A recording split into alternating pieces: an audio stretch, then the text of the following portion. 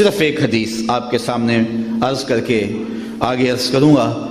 حضرت ابو طفیل صحابہ میں سب سے آخر میں انتقال کیا ہے۔ حج کا موسم تھا، لوگوں کا ہجوم تھا، یہ ایک اونچے ٹیلے پہ کھڑے ہو گئے اور لوگوں سے مخاطبہ کرتے ہوئے کہا، لوگوں اس وقت روئے زمین پہ میرے علاوہ کوئی نہیں جس نے حضور کو دیکھا ہے، آؤ مجھ سے حضور کی باتیں سنو۔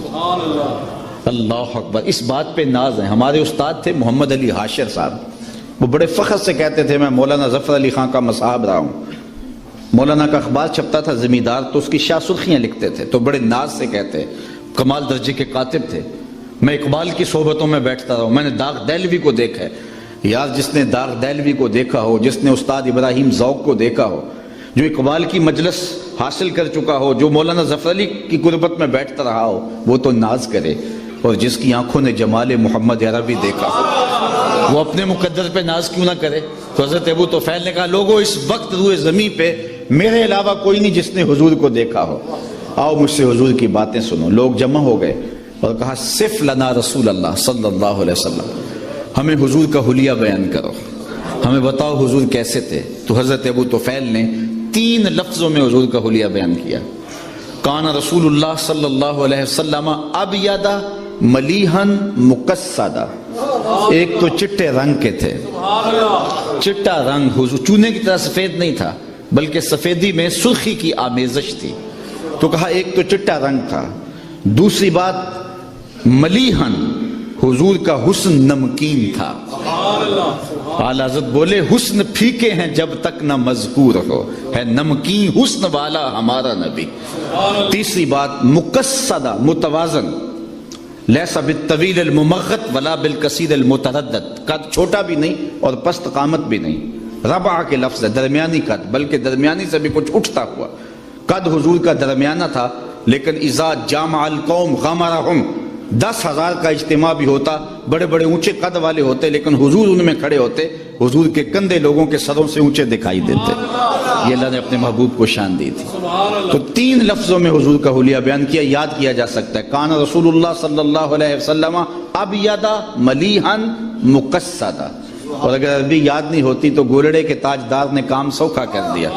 مکھ چند بدر شاہ شانی، متھے چمک دی لاٹ نورانی، کالی زلف تے اکھ مخمور رکھی ہیں مد بھریاں۔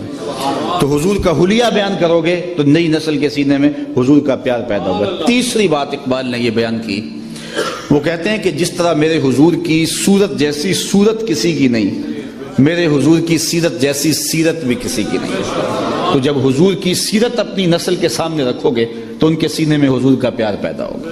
نجی زندگی سے لے کے سیاسی زندگی تک، گھریلو زندگی سے لے کر کے میدان کارزار تک، حضور علیہ السلام کی زندگی دیکھیے، آپ کو ایک عمدہ نمونہ نظر آئے گی۔ ام المومنین سیدہ طیبہ طاہرہ سیدہ عائشہ رضی اللہ تعالی عنہا فرماتی ہیں، میں آپ خورے میں پانی لے رہی تھی کہ حضور تشریف لے آئے، تو مجھے جب دیکھا تو حضور نے دور سے کہا، عائشہ تھوڑا سا پانی میرے لیے چھوڑنا۔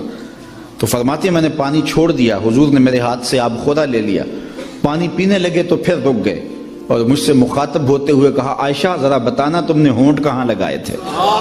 مجھے بتاؤ اگر شوہر کا رویہ بیوی کے ساتھ یہ ہوگا تو گھر جنت کا ٹکڑا بنے گا یا کہ نہیں بنے گا؟ کسی زمانے میں ایک غیر مسلم نے اسلام قبول کیا تو اسے پوچھا گیا کہ اسلام کی کس قدر نے تجھے متاثر کیا ہے؟ تو وہ بولا، سیرت کا صرف ایک واقعہ میری ہدایت کا سبب بن گیا۔ کیا واقعہ؟ کہا مجلس حضور کی لگی تھی، ہجوم عاشقاں تھا، تو ایک شخص نے عرض کی، حضور میرا بیٹا کئی دنوں سے گم ہے، مل نہیں رہا، آپ دعا کیجئے میرا بیٹا مل جائے۔ قبل اس سے کہ حضور کے ہاتھ اٹھتے مجلس میں موجود ایک شخص کھڑا ہو گیا، حضور میں اس کے بیٹے کو جانتا ہوں اور ابھی فلاں باغ کے قریب سے گزر کے آیا ہوں، وہاں بچوں کے ساتھ میں نے اس کے بیٹے کو کھیلتے ہوئے دیکھا ہے۔ جب باپ نے سنا تو اس نے دوڑ لگا دی، حضور نے فرمایا سے بلاؤ۔ بلایا گیا، بہت جلدی ہے؟ جی حضور آپ جانتے ہیں ایک باپ کے جذبات کیا ہیں، کئی دنوں سے بچہ بچھڑا ہے، اب خبر ملی ہے تو بہت جلدی اپنی آنکھوں کی پیاس بجھانا چاہتا ہوں۔ ماں الگ تڑپ رہی ہے، کئی دنوں سے اس نے کچھ کھایا نہیں، کچھ پیا نہیں، میں چاہتا ہوں کہ بہت جلد اسے ملوں اور سینے کو قرار ملے۔ فرمایا ضرور جاؤ، میں تجھے روکتا نہیں، روکنے کے لیے بلایا بھی نہیں، لیکن میری ایک بات سنتے جانا کہ جب تم باغ کے کنارے جاؤ اور بچوں کے ساتھ اپنے بچے کو کھیلتا ہوا دیکھ لو تو اسے بیٹا بیٹا کہہ کے آوازیں نہ دینے لگ جانا، اس کا جو نام رکھا ہے اس نام سے پکارنا. عرض کی حضور میرا بیٹا ہے, اگر بیٹا کہہ کے پکاروں تو اس میں حرج بھی کیا ہے؟ فرمایا تم کئی دنوں سے بچھڑے ہو, تمہارے لہجے میں بلا کا رس ہوگا, اور تم نہیں جانتے, ہو سکتا ہے کھیلنے والوں میں کوئی یتیم بھی کھیل رہا ہو, اور جب تم اپنے بیٹے کو بیٹا کہہ کے پکارو گے تو یتیم کا دل چھریاں اس پہ چلیں گی, آج میرا باپ ہوتا تو مجھے بھی بیٹا کہہ کے پکارتا. کہا یہ شوق گھر جا کے پورا کر لینا. یہ ہماری شریعت کا مزاج ہے کہ بیوہ کے سامنے اپنی بیوی سے پیار نہ کرو, غریب کے سامنے اپنی دولت کی نمائش نہ کرو, بلکہ میرے حضور نے یہاں تک فرمایا اپنے گوشت کی خوشبو سے غریب ہمسائے کو تکلیف نہ دو. یا تو تھوڑا سا پانی زیادہ ڈال لو, شوربے کی پیالی ہمسایوں کے گھر بھی بھیج دو, اور اگر ایسا نہیں کر سکتے تو ایسے زاویے میں اور ایسے وقت میں کھانا پکاؤ جب غریب کے بچوں تک اس کی خوشبو نہ پہنچے. اگر غریب اور مزدور کے بچے ضد کر بیٹھے اور وہ ضد پوری کر نہ سکا تو ان بلکتے ہوئے بچوں کے آنسو کون پوچھے گا؟ وہ کیا کسی نے کہا تھا نا, دوپہر کو سلا دیتی ہے بچوں کو وہ اس ڈر سے, دوپہر کو سلا دیتی ہے بچوں کو وہ اس ڈر سے, گلی میں پھر کھلونے بیچنے والا نہ آ جائے. تو حضور کی سیرت جب میرے سامنے رکھی گئی کہ حضور علیہ السلام لوگوں کی نزاکت قلبیہ کا اتنا لحاظ رکھتے ہیں, تو مجھے چارہ نہ رہا کہ اس نبی کا غلام بن جاؤں. تو حضور کی سیرت جب سامنے رکھو گے تو لازمی نتیجہ یہ ہے کہ ان کے سینے میں حضور کا پیار پیدا ہوگا. آخری بات وہ یہ کہ حضور کے فضائل و مناقب بیان کرو. میں فرقہ واریت پر لعنت بھیجتا ہوں, لیکن میں آپ سے انصاف کی بھیک مانگتا ہوں. اگر یہ آپ اپنی اولاد کو یا کوئی کہے کہ نبی دیوار کے پیچھے نہیں جانتا, تو مجھے بتاؤ کہ کیا اولاد آج نہیں تو کل پوچھے گی نہیں کہ آج جدید ٹیکنالوجی کے ذریعے سے پہاڑوں کی رگوں میں سونا کہاں پایا جاتا ہے یہ بھی دیکھا جا سکتا ہے, زمین کی تہوں میں تیل کہاں ہے یہ دیکھا جا سکتا ہے, اور نبی دیوار کے پیچھے بھی نہیں جانتا؟ سائنس آگے چلی گئی, نبی بہت پیچھے رہ گیا. تو نئی نسل کو بتائیں گے یہ کسی نے اندھیرے میں بیٹھ کے لکھا ہے.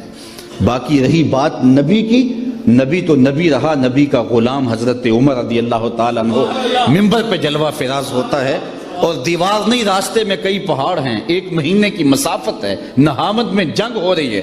حضرت ساریہ پہاڑ چھوڑ کے آگے بڑھنے لگے, یہیں سے آواز دیتے ہیں یا ساریہ الجبل, اے ساریہ پہاڑ نہیں چھوڑنا, یہ شان ہے خدمت گاروں کی, سرکار کا عالم کیا ہو. اگر اولاد کو یہ کہیں اور یہ سبق دیا جائے کہ نبی کسی چیز کا اختیار نہیں رکھتا, تو مجھے بتائیے کہ کیا اولاد پوچھے گی نہیں؟ آج انسانی اختیارات تو آسمان کی بلندیوں کو چھو رہے ہیں, ایٹم کا کلیجہ شک کیا جا چکا ہے, چاند کی چھاتی روندی جا چکی ہے, مریخ کے سفر کی تیاریاں ہیں, آج پوری دنیا گلوبل ولیج بن گئی ہے, آج جو ہے وہ پانیوں کو اور ہواؤں کو مسخر کر لیا گیا ہے, اور نبی کسی چیز کا اختیار نہیں رکھتا.